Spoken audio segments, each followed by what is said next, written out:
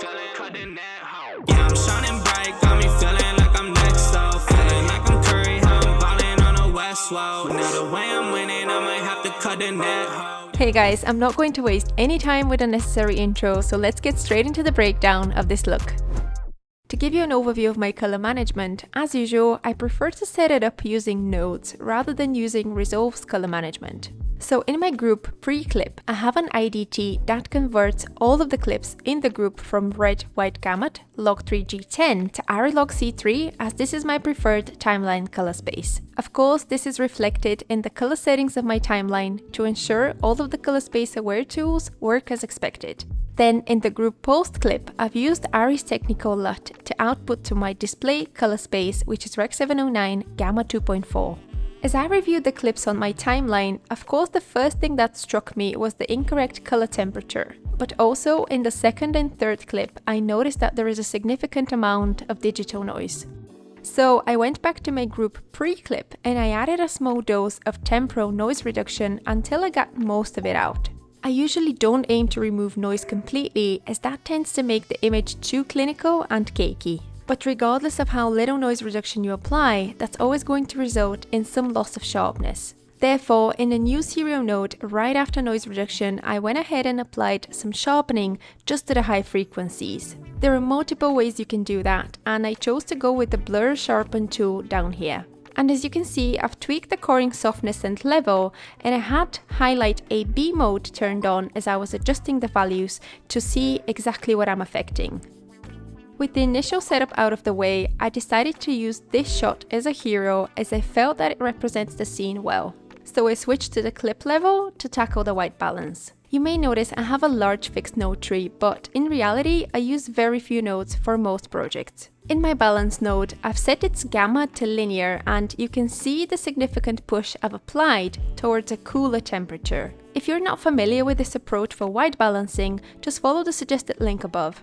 I didn't adjust anything else on the clip level as I felt that the exposure looked good and there was no need for any secondaries. So at this point, I moved to the group post clip and I started working on look development. My main objective with this grade was to introduce a teal color that was not there in the first place. I thought that would create a really good color separation between the skin tones and the background. But before getting into the palette, the first step of look development is always the contrast curve. The tool I decided to use was Iridescent Colors Film Tone Curve DCTL. Of course, you can achieve the same result by using custom curves, but I prefer to use the DCTL because it's faster and it has a fantastic integration with my mini panel. When I enable and disable the node, you can see the beautiful shadow compression that it applies, and it also lifts up the blacks. But when working on look development, I don't rely just on the visual result I'm seeing on a single image. I like to use test charts to better understand the changes that I'm making. So you can see that at the beginning of the node stack, I have QT's input monitoring charts set to exposure ramp. And now when I turn the node on and off, you can see the exact contrast curve I've applied. Next, I've applied another DCTL by Iridescent Color, the RGB CMY Crosstalk. Everything that this tool does can be replicated using the RGB mixer down here, but again, it just saves a lot of time. And when I disable and enable the node, you can see how this affects the skin tones and his blue jersey. I wanted to tweak the blue hue further and push it towards more of a teal tone. For this purpose, I used another DCTL, the Iris Hue Pro. And if I toggle show curves, you can see the hue versus hue adjustment applied. By the way, it is not a coincidence that I'm using so many iridescent color DCTLs. Max, who is the developer of these tools, reached out to me and generously shared all of his DCTLs at no cost, so he could get feedback on the tools, and I'm just in the process of testing them. I will create a review video on all of his DCTLs soon, so stay tuned for that. Coming back to the look, at this stage I felt that I wasn't really getting the teal tone in the background that I was after.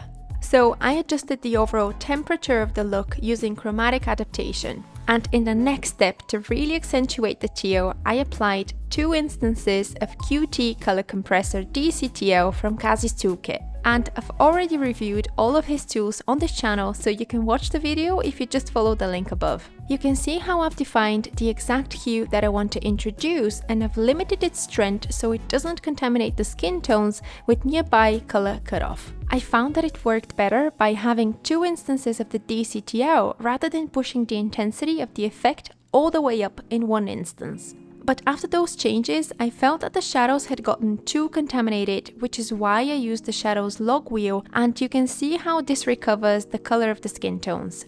I think the next step really pushed the palette to what I had envisioned. I used the DCTL Tetra Plus, and you can see how much I've pushed the cyan saturation, density and hue controls. But I was very careful in doing so, going through all the clips after balancing them underneath the look to ensure that there is no breakage happening anywhere.